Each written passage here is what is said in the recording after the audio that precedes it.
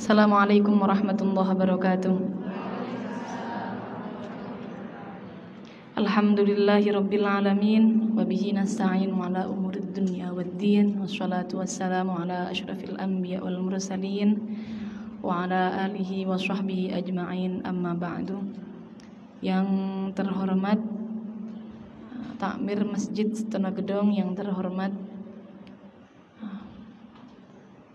ibu-ibu muslimat, yang terhormat ibu-ibu fatayat, yang terhormat rekanita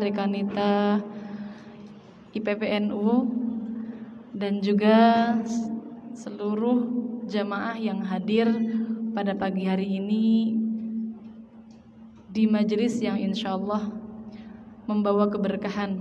Amin ya rabbal alamin. Langsung mawon ke ibu-ibu, mbak-mbak. Pagi hari ini biasanya diisi dengan mauidhah hasanah. Untuk mauidhah kira-kira untuk kali ini kalau dengan kulo bukan mauidhah bahasanya, tapi mari ngaji bareng karena temanya untuk, kalau dengan kaulo insyaallah temanya selalu fikih. Kemarin sudah kaulo maturkan kepada Cak Ahmad, gimana kalau kita bahas fikih dari awal tentang toharoh, kemudian runtut, sholat, mandi besar, kalau masih ada waktu nanti haid, nifas, kalian kita bahas pada pertemuan selanjutnya. Untuk pembahasan pagi ini kita awali dengan toharoh. Ibu-ibu sekalian, insyaallah setiap hari kan sudah wudu, sudah istinja, sudah. Cuma mari kita cek lagi. Kaulo juga pribadi sama mengecek apakah sudah sesuai dengan madhab kita, madhab Syafi'iyah yang kita praktekkan di Indonesia ini kan seluruhannya mayoritas menggunakan madhab Syafi'i, sehingga mari kita cek wudu kita sampun bener dereng, cara istinjanya sudah betul belum ya. Bismillahirrahmanirrahim. Sebelum kita mulai, mari kita hadiahkan Fatihah untuk Mbah Wasil, untuk para masyayikh, untuk guru-guru kita, untuk mu'alif kitab. Semoga dengan barokah tawasul ini ilmu yang akan kita pelajari nanti membawa keberkahan dan manfaat. Ila hadratin Nabiyil Mustafa Sayyidina Maulana Muhammadin sallallahu Syekhana Muhammad khasatan ila sallallahu ila jami' mu'allifil kutub allati ta'lamna. Al-Fatihah.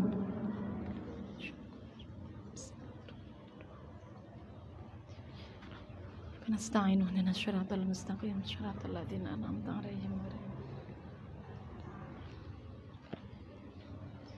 Bismillahirrahmanirrahim. Ibu-ibu sekalian, pembahasan kita pertama adalah toharoh. Toharoh niku bersuci. Bersuci itu ada kalanya bersuci dari najis, ada kalanya bersuci dari hadas kecil, juga ada bersuci dari hadas besar. Yang akan kita bahas pertama bersuci dari hadas kecil ya, atau namanya wudu. Seperti biasa kita sebut wudu. Setiap hari kita minimal wudu 5 kali. Kalau batalan seperti kaulo, wudunya 5 kali. Setiap sholat wudu. Karena kaulo cenderung orangnya suka batal, sering gampang batal. Minimal kita wudu 5 kali. Coba kita paskan, panjenengan semua insya Allah sudah tahu semua. Fardu wudu ada 6. Fardu wudu ada 6. Yang pertama membasuh wajah. Yang kedua membasuh kedua tangan hingga siku-siku. Yang ketiga mengusap sebagian kepala. Yang keempat, ada yang kurang? Oh, salah nggih. Yang pertama niat nggih. Masyaallah. Jenengan komboten ngilingke kula. Yang pertama niat, masyaallah. Yang pertama niat. Baru yang kedua membasuh wajah. Yang ketiga membasuh kedua tangan hingga siku-siku. Yang keempat mengusap sebagian kepala. Kemudian yang kelima membasuh kedua kaki hingga mata kaki. Telinga bukan termasuk fardu ibu-ibu. Nah, nanti ini pembahasannya seru nih ibu-ibu. Telinga bukan termasuk fardu. Jadi ini fardunya 6. Fardunya 6, niat, muka, tangan, kepala, kaki, tartib. Yang selanjutnya terakhir adalah tartib, urut. Nah, ini dia. Ibu-ibu sekalian, dalam wudhu itu ada syaratnya. Syaratnya yang pertama harus Islam. Kita sebelum bahas masuk fardunya, kita bahas syaratnya dulu. Syaratnya yang pertama harus Islam. Orang kafir mboten bareng wudhu atau wudhunya tidak akan sah. Kemudian yang kedua harus tamyiz. Tamyiz itu bisa membedakan mana yang baik dan buruk, atau kalau anak kecil biasanya sudah bisa cebok sendiri. Sudah bisa cebok sendiri kira-kira umur berapa? Kira-kira umur 6, 7 niku sudah tamyiz. Ini berarti wudhunya bisa sah ya? Bisa sah.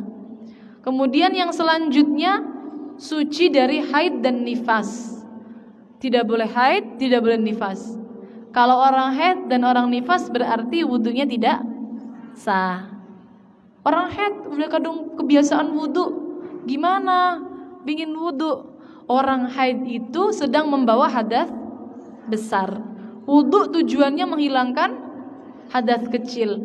Yang kecil, wong yang besar saja masih dibawa, masa mau menghilangkan yang kecil? Nah, niku namanya. Jadi kalau di dalam kitab wudhunya orang yang haid tidak sah. Tidak sah.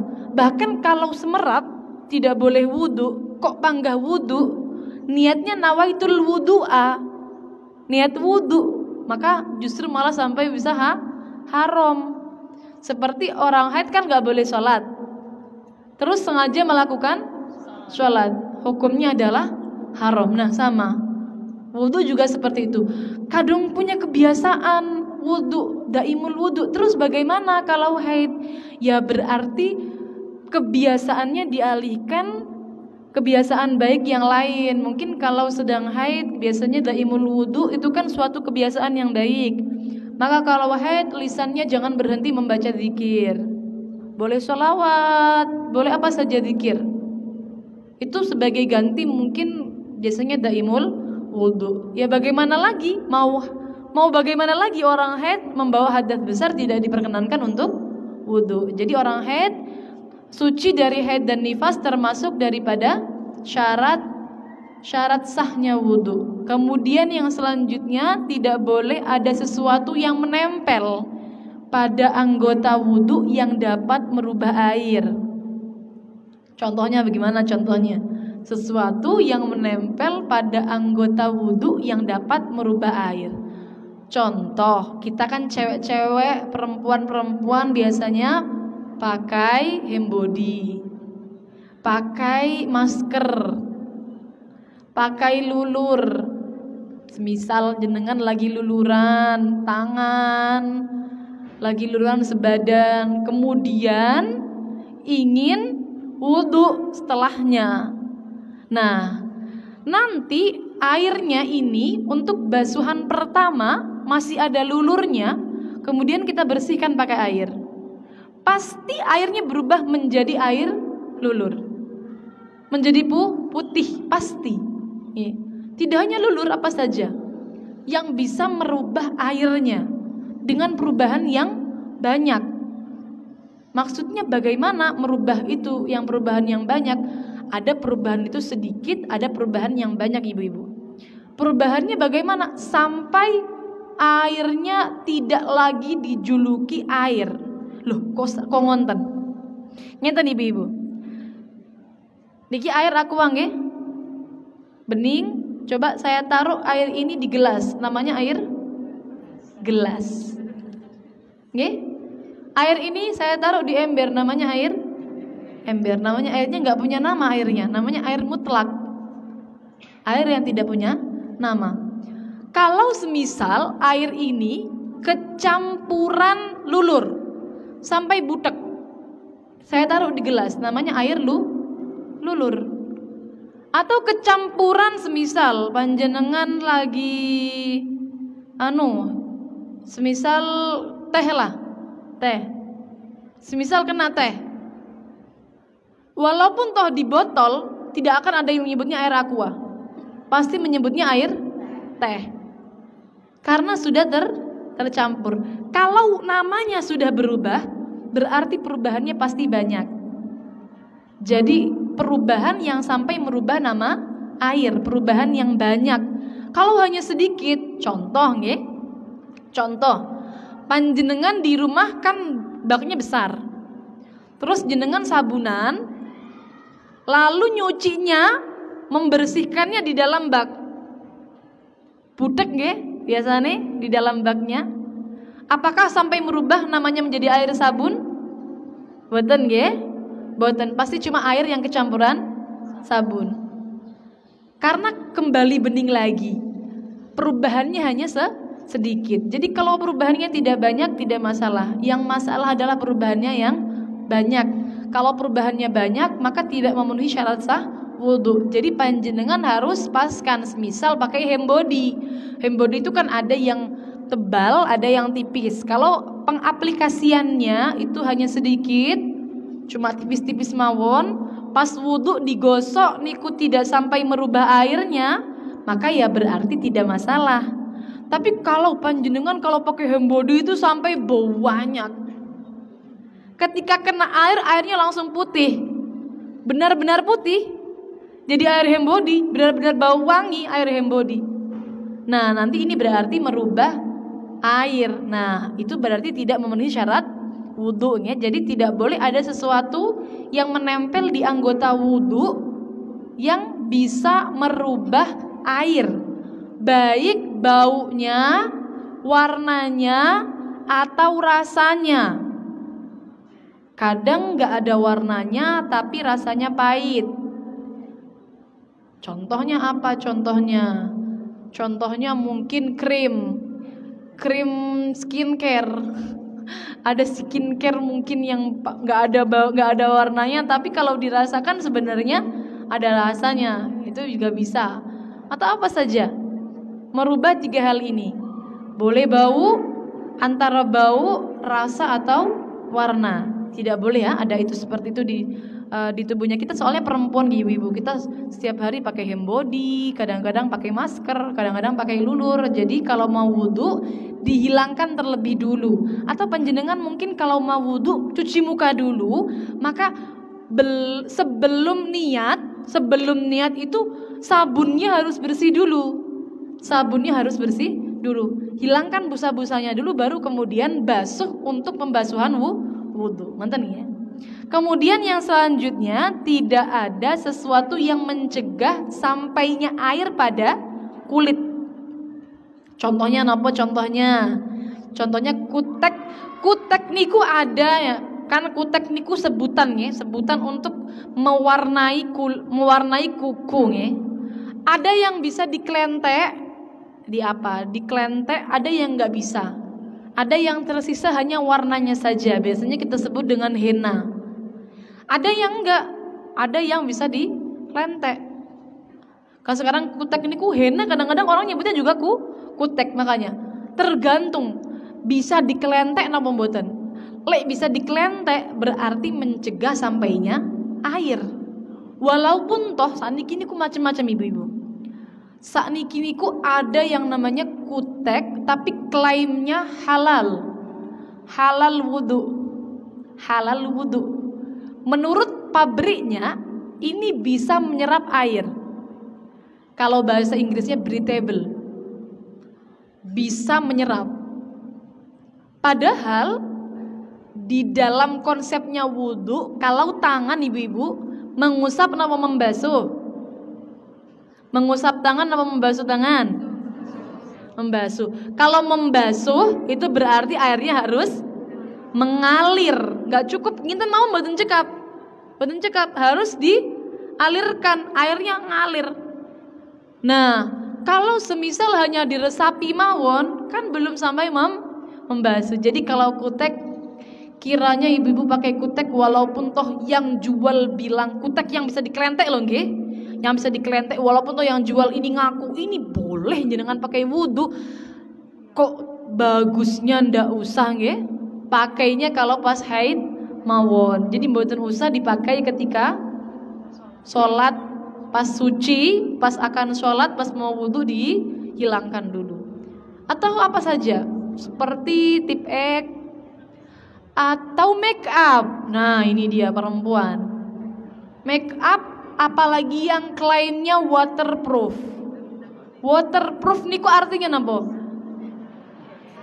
Anti air. Berarti kalau kena air pasti masih ada. Apalagi itu, kalau kena air masih ada, berarti tentu tidak akan sampai airnya pada bagian yang wajib dibasuh dan wajib diusap. Pasti tidak akan sampai. Sehingga harus dihilangkan terlebih dulu. Maskara, bedak yang tebal. Bedak kalau bedaknya tabur, ini kan biasanya meresap ibu-ibu. Jadi kalau diambil nggak ada biasanya kalau tabur. Kalau foundation pasti jelas ya, sesuatu yang kalau dihilangkannya butuh menggunakan make up remover pasti menghalangi air. Kalau dihilangkan menggunakan make up remover baru bisa hilang, pasti menghalangi air. Kalau tidak harus menggunakan make up remover belum tentu tidak menghalangi air, belum tentu. Bisa jadi menghalangi, bisa jadi mboten. Bagaimana cara tahunya?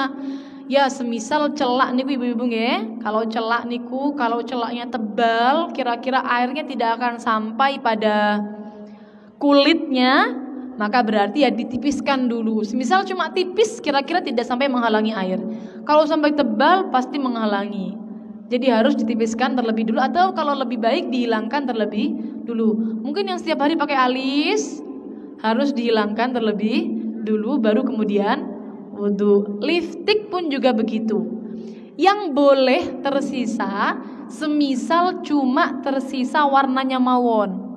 Maksudnya bagaimana? Contoh, panjenengan tuh kan ada lip tint ya ibu-ibu, lip tint niku atau tinta panjenengan kalau coblosan.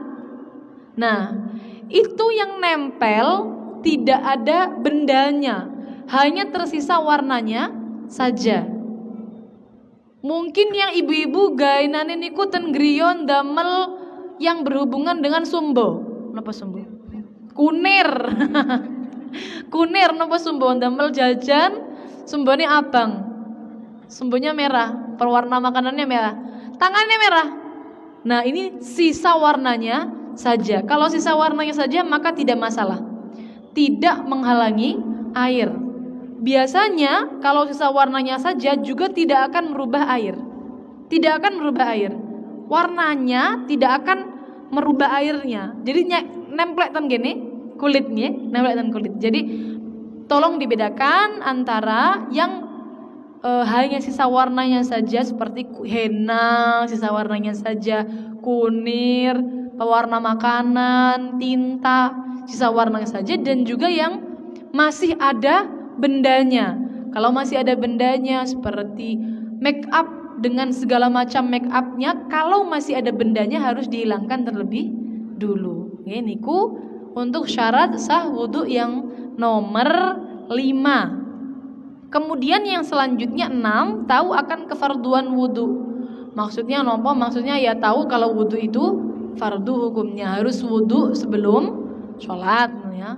Seperti itu saja. Yang selanjutnya tidak meyakini fardunya sebagai sunnah. Nah, tadi kan kita sudah di awal menyebutkan fardu wudhu ada 6. Dalam 6 fardu wudhu ini, tadi ada ibu-ibu yang menyebutkan mengusap kedua telinga. Ternyata mengusap kedua telinga ini hukumnya adalah sunnah. Tidak masalah kalau jenengan meyakini mengusap telinga ini sebagai fardu. Lo tak kira wajib, lo tak kira fardu, ternyata sunnah. Boten apa-apa, tidak masalah. Yang bahaya, yang 6 ini jenengan yakini sunnah, bahaya, maka tidak sah wudhunya. Kenapa? Kalau jenengan yakini sunnah, maka kapan saja ditinggal tidak merasa salah. Contoh, mengusap sebagian kepala dikira sunnah, maka kalau nggak ngusap berarti hatinya menyangka tidak masalah. Nah, ini baru berbahaya. Ini baru nanti wudunya tidak sah. Jadi kalau sunnah diyakini fardu masih tidak masalah. Yang bermasalah itu kalau fardu diyakini sunnah, maka tidak memenuhi syarat sahnya wudu. Selanjutnya menggunakan air yang suci dan mensucikan. Air suci yang mensucikan kita perlu bahas sedikit ibu-ibu. Panjenengan tadi sudah kita sebutkan air ya tadi, yang air aqua ini. Air itu ada 4 ibu-ibu. Ada yang suci mensucikan, suci tidak mensucikan, suci namun makruh digunakan, najis. Yang keempat najis. Suci yang mensucikan contohnya adalah air mutlak, namanya air mutlak. Air bening. Air ini ditaruh di gelas namanya jadi air gelas. Ditaruh di ember jadi air ember. Ditaruh di kamar mandi jadi air bak, air jeding. Tidak berubah namanya. Perbandingannya bagaimana? Perbandingannya adalah air yang suci tapi tidak mensucikan. Bisa karena kecampuran sampai merubah nama air. Contoh tadi nggih, air teh sampai jadi namanya teh. Kalau kecampurannya sedikit, hanya berubah sedikit saja kuning, semisal tangan jenengan itu kena kunir, terus kemudian nyelup, sudah selesai, sudah dibasuh padahal hanya sisanya mawon. Kunir niku kan lama nggih hilangnya, masih ada terus bekasnya. Kemudian pas basuh-basuh masih ada sisanya, airnya berubah jadi kuning sedikit. Selama tidak merubah namanya ini menjadi air kunir, maka tetap namanya air yang suci dan mensucikan. Boleh dipakai untuk wudu, boleh. Boleh dipakai mensucikan najis, boleh. Yang penting tidak sampai merubah nama air. Ada juga karena tadi yang pertama kecampuran nggih. Yang kedua karena sudah digunakan bersuci, namanya air musta'mal. Bisa jadi sudah digunakan bersuci dari wudu, bisa jadi sudah digunakan bersuci dari najis, bisa jadi sudah digunakan bersuci mandi. Pokoknya kalau sudah digunakan bersuci wudu, mandi ataupun mensucikan najis namanya air musta'mal. Gimana air musta'mal itu? Semisal panjenengan wudu, menghilangkan hadas berarti basuhan yang nomor 1. Panjenengan wudu yang wajib kan 1 kali nggih ibu, membasuh wajah yang wajib 1 kali. Basuhan dari basuhan pertama, tetesan airnya namanya air musta'mal. Dari basuhan pertama. Kok bisa basuhan pertama? Karena yang menghilangkan hadas adalah basuhan pertama. Basuhan kedua, ketiga hukumnya sunnah. Faham dereng ibu-ibu? Coba kalau ulang lagi. Dalam wudhu itu kan meniga-kalikan basuhan, usapan, hukumnya adalah sunnah. Sehingga yang menghilangkan hadas niku yang nomor 1, yang wajib mawon. Maka yang dihukumi musta'mal, air yang sudah digunakan bersuci, itu yang dari basuhan pertama. Panjenengan kalau wudu di jedingnya itu dilihat-lihat dulu ibu-ibu, airnya banyak apa sedikit. Ada namanya air banyak, ada namanya air sedikit. Air banyak itu kalau sudah 2 kullah.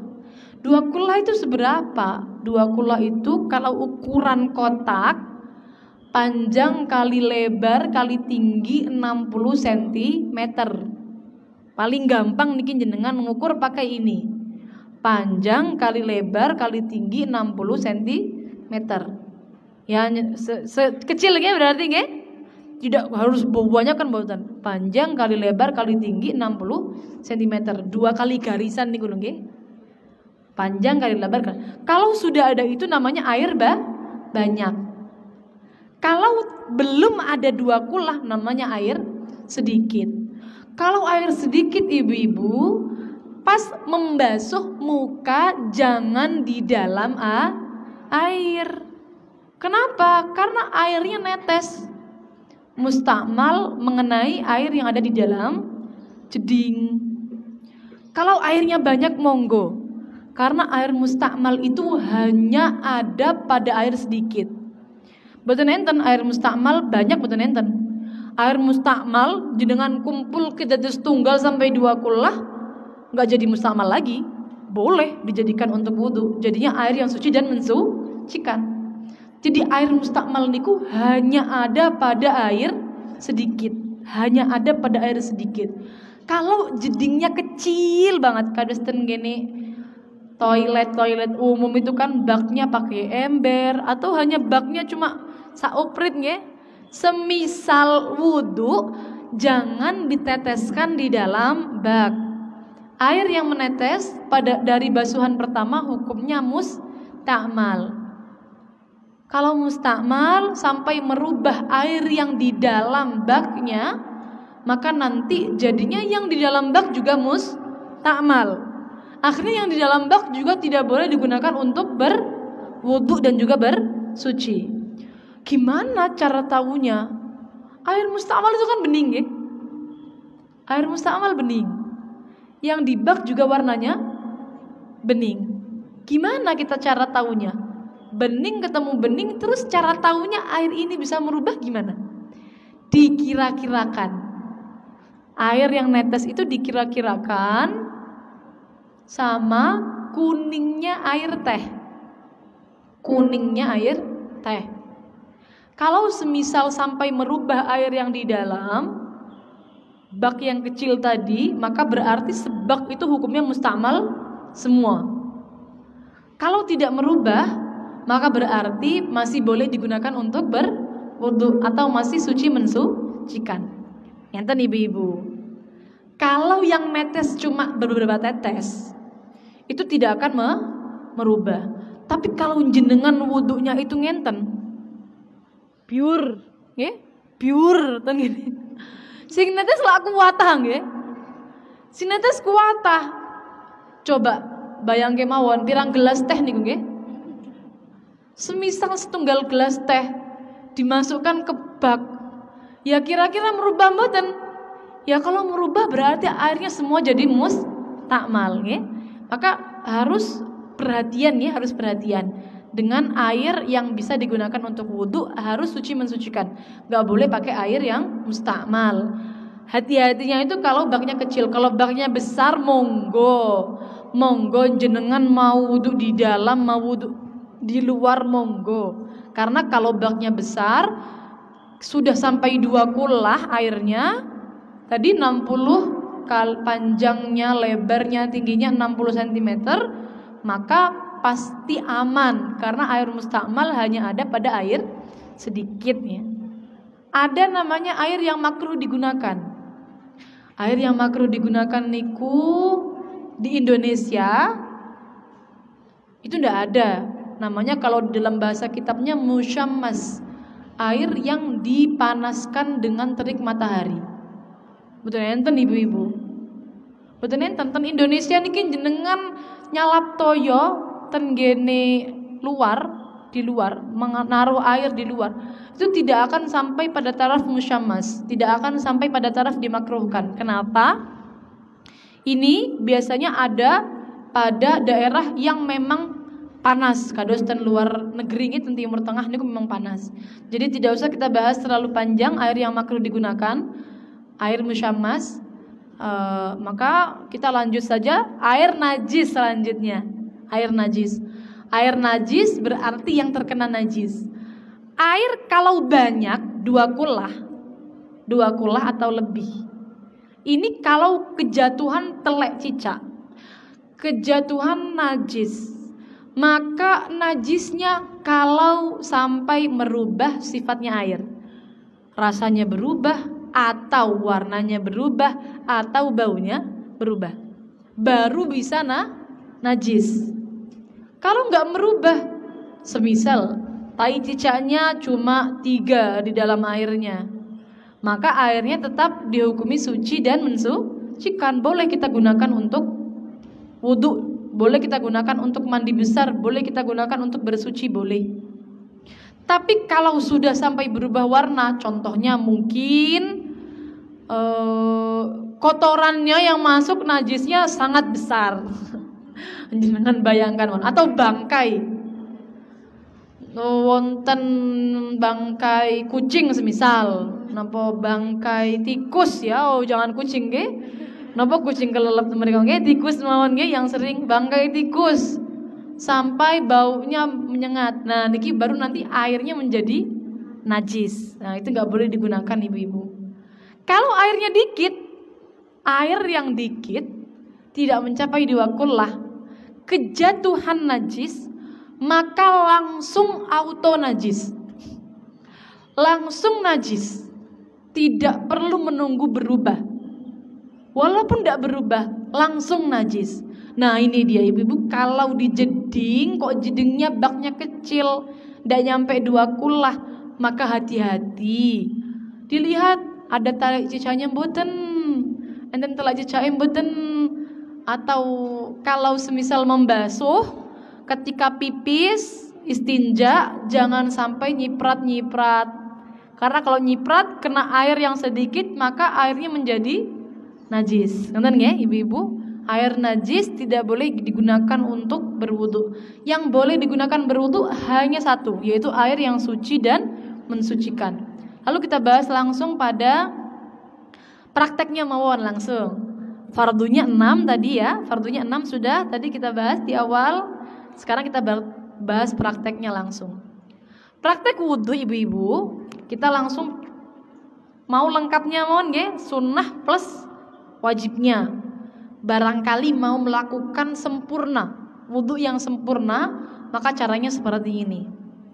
Pertama, perempuan ya, perempuan panjenengan semua insyaallah ini kan kebanyakan perempuan. Jadi yang pertama dilakukan adalah basuh tangan. Kemudian menyucikan area kewanitaan kalau memang ada najisnya. Yang baik pipis, karena sholat dalam keadaan menahan kentut, menahan kencing, hukumnya adalah makruh. Di awal sholat, kalau permulaannya ini menahan kentut, menahan pipis, hukumnya makruh. Tapi kalau di tengah sholat pingin kentut, jangan dikentutkan, ditahan sekuat tenaga. Ngonten nggih. Kalau di tengah sholat pingin kentut, harus ditahan sekuat tenaga. Kalau kepentut ya sudah. Kepentut berarti kan tidak ada daya dan kuasa untuk menahan. Tidak kena dosa, nggak masalah. Tapi kalau masih ada kekuatan untuk nahan, tahan sampai selesai. Kalau munculnya di tengah-tengah sholat, kalau di awal sebelum akan sholat, maka kalau menahan pipis, BAB, kentut, keluarkan, lepaskan. Karena menahan ini di bawah sholat hukumnya makruh. Jadi sebelum wudu istinja dulu, pipis dulu atau istinja dulu. Barangkali ibu-ibu di sini keputihan niku hukumnya najis, nggih? Keputihan hukumnya najis. Keputihan yang dari dalam hukumnya najis ibu-ibu. Yang warnanya kuning itu najis. Kalau warnanya bening masih diperinci, ada yang suci, ada yang najis. Kalau warnanya kuning najis, warnanya keruh najis. Normal, perempuan itu keputihan normal. Jadi harus istinja dulu, cawi dulu. Setelah itu kemudian baru melakukan rangkaian wudhu. Setelah istinja, setelah itu baru kemudian kalau mau niku nggih, mau mau lengkap nggih, membasuh kedua telapak tangan lagi. Setelah ini saya sunnah, ini sunnah. Saya sebutkan nanti yang mana yang sunnah, mana yang wajib. Niki sunnah. Setelah itu siwakan. Sunnah siwakan. Siwakannya pakai apa? Sikat gigi ada kan? Sikat gigi enggak apa-apa. Sikat gigi boleh. Panjenengan kalau di rumah sering siwakan mboten ibu-ibu? Saya ajarin apa? Cara megang siwak nih ibu-ibu yang sunnah nih. Saya belum ada siwak, tapi adanya lipstik. Saya mboten bawa siwak. Bayangkan saja siwak nih ibu-ibu nggih. Cara pegang siwak yang baik, yang sunnah. 3 jari yang ini tengah di atas siwaknya, kelingking dan jempol di bawah. Niki sunnahnya pegang siwak seperti ini. Kok bisa sunnahnya Kanjeng Nabi kalau pegang seperti ini, ibu? Katanya gini ya, pegang siwak yang sunnah seperti ini. Nah, siwakan sebelum wudu, siwakan. Ibu-ibu kalau siwakan, kalau sikat gigi, kalau jenengan boten niat maka tidak dapat pahala. Tapi kalau jenengan niat maka dapat pahala. Sikat gigi niat siwakan, saya niat siwakan, dapat pahala. Tapi kalau tidak niat tidak dapat pahala. Jadi eman-eman, sikat gigi niku kan termasuk siwakan. Siwakan adalah membersihkan gigi, menggunakan sesuatu yang kasar. Yang baik, kalau Kanjeng Nabi dulu gak ada sikat, jadinya pakai kayu arak. Arok namanya, kayu arok ya. Namanya sebutannya kayu arok ya. Jadi kalau kita sikat gigi apakah termasuk siwakan? Termasuk, sama-sama membersihkan gigi. Jadi kalau sikat gigi sama niat. Setelah siwakan area gigi kanan, gigi kiri sudah selesai itu. Setelah siwakan lalu kumur, caranya ibu-ibu yang paling baik, panjenengan nyakup air, kemudian kumur, jempol kiri masuk, membersihkan gigi, jempol kiri. Jadi kumur, ya, boleh sekalian yang seperti ini ibu-ibu. Tadi kan kalau satu-satu seperti itu nggih. Kumur, jempol kiri masuk. Boleh sekalian kumur dulu, kemudian langsung istinsyak menghirup air ke hidung sampai sini baru kemudian dilepaskan. Tujuannya membersihkan hidung. Sunnahnya juga dibersihkan menggunakan kelingking jari kiri ya. Jadi kalau mau satu cakupan boleh langsung, jadi di satu cakupan ini bisa untuk istinsyak, bisa untuk kumur dulu, baru kemudian dihirup, nah, baru dibersihkan boleh, atau satu-satu boleh. Kumur, dibersihkan, dihirup, kemudian dibersihkan pakai kelingking kiri kalau untuk hidung. Kalau untuk mulut pakai jempol kiri. Setelah itu, setelah kumur dan istinsyak, ibu-ibu meninggalkan kumur dan istinsyak hukumnya makruh. Meninggalkan berkumur dan istinsyak hukumnya makruh. Saya juga sama belajarnya supaya praktek setiap hari itu kalau wudu gak buru-buru.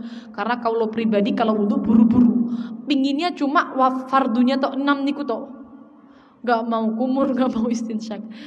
Yang baik ya harus dilakukan. Jadi untuk pepiling kita supaya sempurna. Setelah istinsyak kemudian baru setelah itu membasuh muka. Membasuh muka. Nah, muka niku dari mulai tumbuhnya rambut sampai dagu. Melebihkan sedikit hukumnya adalah wajib. Nggak boleh pas mepet boten patong. Harus dilebihkan sedikit. Untuk lebarnya dari anak telinga satu ke anak telinga yang lain harus dilebihkan sedikit. Harus membasuh niku airnya harus mengalir. Airnya mengalir nggak boleh cuma ngusap.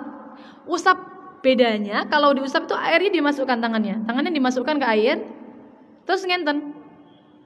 Nah, namanya ngusap. Kalau basuh dicakup, bawa air. Nah, ini namanya membasuh. Kalau ngusap cuma dibasahi tok tangannya, namanya ngusap. Setelah membasuh muka, ketika membasuh muka, jangan lupa ibu-ibu, ada hal-hal yang ada tempat-tempat yang sangat rentan, ujung mata. Ujung mata niki tempatnya belek. Padahal tempat belek, tempat kotoran mata itu adalah anggota zahir. Anggota yang wajib dibasuh saat berwudu. Nah, harus dihilangkan. Kalau ibu-ibu sering pakai celak kayak saya, itu pasti ada beleknya di sana. Pasti ada. Jadi harus hati-hati. Bagian ujung mata untuk diperhatikan. Setelah itu, setelah membasuh muka dari atas nih, yang sunnah atas dulu baru bawah. Jadi kalau membasuh itu begini Ibu. Begini nggih. Atas ke bawah. Yang sunnah seperti itu. Boten kadang-kadang kan ada yang tidak beraturan ya. Kadang-kadang ada yang tidak beraturan ya. Kadang-kadang ada yang pokoknya rata, ngoten nggih. Yang sunnah atas dulu baru bawah. Setelah selesai membasuh muka, baru setelah itu membasuh kedua tangan. Kalau membasuh kedua tangan ibu-ibu, yang sunnah dari kuku dulu, dari ujung jari. Ibu-ibu paling juga banyak yang membasuhnya dari siku-siku dulu. Yang sunnah dari jari-jari dulu. Jadi modelnya kayak gini kalau basuh. Gini, airnya mengalirnya seperti ini. Ujung jari hingga kedua siku-siku. Kedua siku-siku bukan pergelangan tangan ibu-ibu. Karena ada beberapa kadang-kadang kulo lihat itu kalau pas transit di masjid-masjid ngonten, itu kalau ngelengkis niku samenten tok. Sementen ngelengkisnya.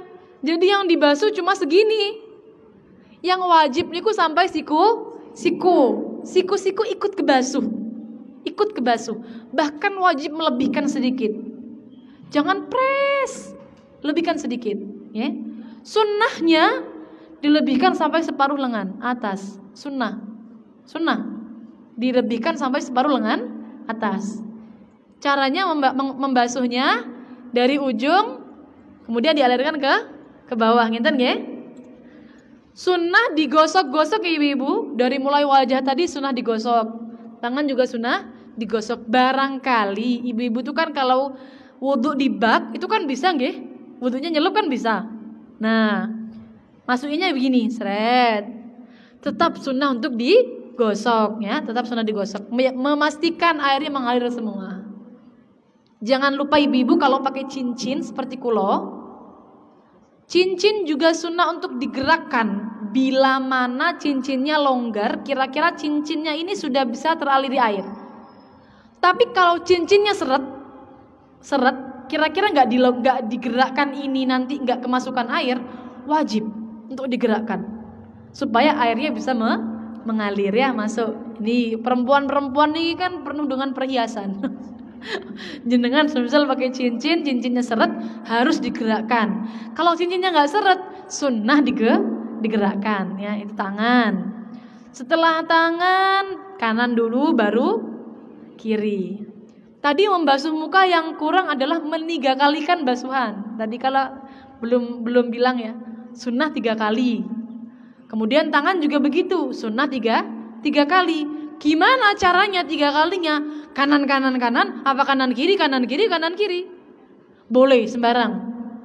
Yang penting yang paling dulu kanan. Boleh kanan, boleh kanan kiri boleh. Yang penting 3 kali, sunnah 3 kali. Setelah itu mengusap sebagian kepala. Yang wajib hanya sebagian kepala ibu-ibu. Kepala niku ngenten nggih. Yang wajib kepalanya lho nggih, bukan rambutnya. Rambut itu bagian dari kepala. Tapi tidak semua rambut ada pada kepala. Contoh, rambutnya kalau kita kan panjang. Rambut yang di sini yang semisal rambut niku kalau ke depan diarahkan ke depan, kalau ke belakang diarahkan ke belakang. Rambut poni niki kan mestinya jalurnya ke depan. Mengusap ujung poni niki belum mencukupi. Karena keluar dari batas kepala. Yang paling aman bagaimana? Usap bagian kepalanya, kulitnya. Seret. Masih cuma setitik-tik. Sah. Cukup. Yang penting bagian kepala. Kalau rambut boleh, walaupun hanya sehelai boleh. Tapi syaratnya harus rambut yang ada pada bagian kepala. Segini ya ibu-ibu, kepala niku nggih. Yang ada di sini berarti boleh. Yang di luar sini berarti ndak boleh. Poni itu kan kalau dikebelakangkan kan di bagian kepala ya nggak gitu tapi. Rambutnya kalau memang rambutnya ke depan harus dikedepankan, kalau ke belakang harus dikebelakangkan, kalau samping harus di samping.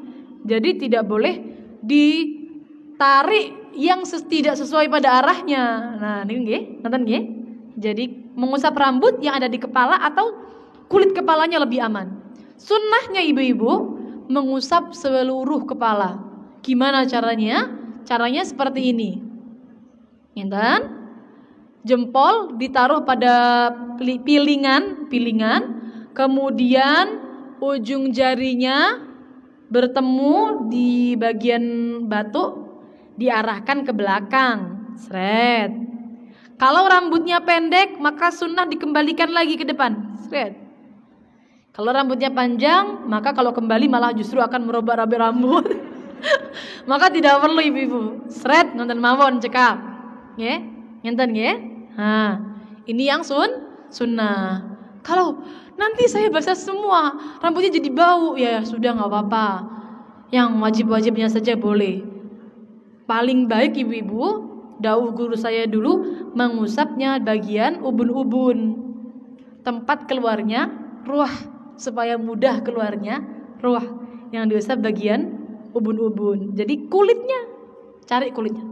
Atau rambutnya juga nggak apa-apa, nggak nyampe kulitnya nggak apa-apa, rambutnya nggak apa-apa. Ubun-ubun ini pasti di bagian ke kepala. Pun setelah itu, setelah ke apa namanya ini, mengusap nih, tidak harus membasuh. Cukup celupkan tangan, yang penting tangannya basah. Setelah itu mengusap kedua telinga. Mengusap kedua telinga, caranya sebenarnya sembarang caranya. Cuma yang diajarkan oleh para ulama, niki, napa niki? Telunjuknya di dalam, jempolnya di luar. Telunjuknya kemudian setelah dibasahi lagi, basahi lagi dengan air yang baru, kemudian mengusap kedua telinga, telunjuknya di dalam, telunjuknya ini meratai seluruh sela-sela telinga. Baru kemudian yang jempolnya dua ini meratai yang bagian luar. Seret. Setelah itu sunnahnya plek. Epek-epeknya niki diginiin. Nah niku. Itu yang paling lengkap ibu-ibu. Lek kelamaan gimana, ya sudah, yang penting diusap lah, nggak apa-apa. Yang penting sudah melakukan kesunahan. Kelamaan ya nggak apa-apa. Yang penting sudah melakukan kesunahan. Ini kalau sudah biasa cepat ibu-ibu. Selesai. Kalau sudah cepat biasa. Kemudian setelah mengusap kedua telinga, sunnah ibu-ibu. Bila mana tidak dilakukan maka tidak masalah. Sunnah. Kedua telinga hukumnya sunnah. Setelah itu baru membasuh kedua kaki hingga mata kaki. Yang wajib hingga mata kaki. Sunnahnya dilebihkan sampai separuh betis.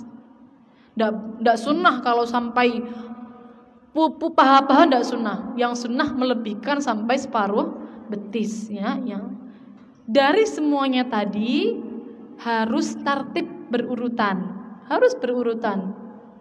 Urut niku termasuk daripada fardunya wudu. Termasuk daripada fardunya wudu. Jadi apa namanya? Kalau semisal jenengan pinginnya tangan dulu baru kemudian wajah, maka ndak boleh. Tidak memenuhi fardunya wudu. Ya, setelah selesai membasuh kedua kaki, maka sudah selesai wudunya. Makruh bekas wudunya ini dihilangkan dengan anduk. Jadi makruh sebenarnya dihilangkan dengan anduk, dihilangkan dengan tisu. Itu makruh. Kalau tidak niat menghilangkan, contohnya tidak niat menghilangkan tapi hilang sendiri, kerudungan lalu kegesek, nah nggak masalah kalau itu, tidak masalah. Setelah wudu sunnah berdoa. Asyhadu alla ilaha illallah wa asyhadu anna Muhammadan abduka wa rasuluh. Pripun ibu doanya? Asyhadu alla ilaha illallah wa asyhadu anna Muhammadan abduhu wa rasuluh.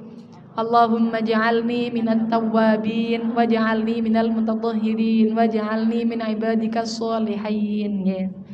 Sunnah wudu, sunnah doa wudu tadi menengadahkan tangan dan juga menghadap ke langit. Sunnahnya seperti itu.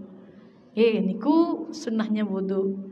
Lalu satu lagi terakhir pembahasan kita pada hari ini, Sebelum tadi kita bahas apa saja yang membatalkan wudhu, 4 hal yang membatalkan wudhu. Kalau ibu-ibu pingin sempurna setelah wudhu itu sunnah, sholat sunnah. Ada namanya sholat sunnah wudhu, 2 rakaat sholat sunnah wudhu.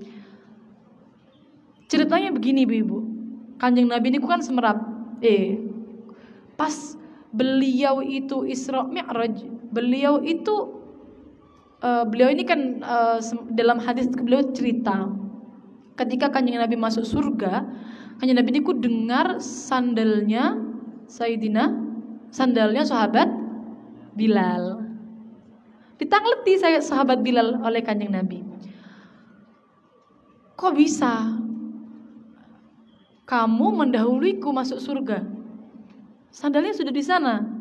Kok bisa? Dahunya sahabat Bilal, dengan apa kamu mendahuliku? Kata Kanjeng Nabi begitu. Dahunya sahabat Bilal, aku ketika berwudu tidak pernah meninggalkan sholat sunnah setelahnya. Jadi namanya sholat sunnah wudu, 2 rakaat setelah wudu ya. Gimana niatnya? Usolli sunnatul wudu, begitu saja. Saya niat sholat sunnah wudu, lillahi ta'ala, Allahu Akbar pun saged pakai bahasa Jawa. Ponnya ya ibu ya. Niku praktek wudhu secara lengkapnya kurang lebihnya seperti itu ibu-ibu. Kalau ada kurang-kurangnya mohon maaf. Itu kurang lebihnya seperti itu ya praktek lengkapnya. Yang perlu kita bahas lagi, yang terakhir adalah hal-hal yang membatalkan wudhu. Ada 4. Yang pertama adalah keluarnya sesuatu dari 2 jalan, depan atau belakang. Yang paling sering ditanyakan ibu-ibu, perempuan kalau keluar angin dari jalan depan hukumnya apa? Batal mboten wudunya ibu-ibu? Batal. Sesuai dengan konsepnya ini, yang membatalkan wudhu itu adalah sesuatu yang keluar dari 2 jalan, baik depan ataupun belakang. Jadi kalau keluar angin baik dari belakang atau depan, itu hukumnya adalah batal. Keluar sesuatu yang jarang, batu semisal, kencing batu kan keluar batu, itu juga tetap membatalkan wudhu. Sama, apa saja yang keluar dari jalan depan dan belakang membatalkan wudhu, kecuali 1, mani. Mandi ini nggak membatalkan wudhu, tapi mewajibkan mandi. Gimana contohnya? Mani nggak batal wudhu tapi wajib mandi. Biasanya kan orang kalau keluar mani kan biasanya bersentuhan dengan perempuan atau bagaimana ya, atau laki-laki gitu. Contohnya begini ibu-ibu, ada namanya keluar mani karena mimpi. Tidur dalam keadaan menetapkan pantat sudah punya wudhu, terus mimpi keluar mani sampai keluar, maka orang itu wajib mandi tapi tidak batal wudhunya. Aneh ya ibu ya. Jadi wudhu apa yang tidak membatalkan wudhu kalau keluar dari jalan depan dan belakang hanya mani. Yang kedua, hilang akal baik tidur, baik pingsan, baik koma, apa saja hilang akal, epilepsi, pokoknya hilang akal, mabuk, hilang akal. Kecuali tidur yang menetapkan pantat. Menetapkan pantat itu ibu-ibu kira-kira kalau mau kentut tidak bisa keluar sekira tidak menggerakkan pantatnya. Nah, itu baru nanti menetapkan pantatnya. Kalau duduk tahiyat akhir, kira-kira ada bagian pantat yang terbuka sedikit, maka berarti belum menetapkan pantatnya. Jadi posisi duduknya harus menetapkan pantat, pantatnya nempel, baru menetapkan pantat. Kemudian setelah menghilang akal, yang ketiga adalah bersentuhan kulit antara laki-laki dan perempuan, harus kulit. Kalau cuma rambut, kena rambutnya mawon nggak apa-apa, kena kukunya mawon juga nggak apa-apa. Kulit antara laki-laki dan perempuan tidak harus sudah balik. Batasannya seberapa yang membatalkan? Sampai taraf menimbulkan syahwat. Anak zaman sekarang ini gede-gede loh ibu-ibu. Kelas 1 SD itu sudah besar, gitu. Kira-kira kalau sudah menimbulkan syahwat berarti menyentuhnya batal. Tergantung seberapa. Kan anak beda-beda. Kalau sudah umur 7 tahun, kalau di dalam ada beberapa keterangan ulama itu yang membatasi umur ada, cuma sebenarnya batasannya adalah sekira sudah menimbulkan syahwat maka membatalkan wudu. Kira-kira 6 tahun itu sudah menimbulkan syahwat. Kalau masih 4 tahun, 3 tahun itu masih kecil sekali tidak menimbulkan syahwat maka tidak membatalkan wudu, ya. Jadi yang biasanya salah paham itu kalau balik baru batal.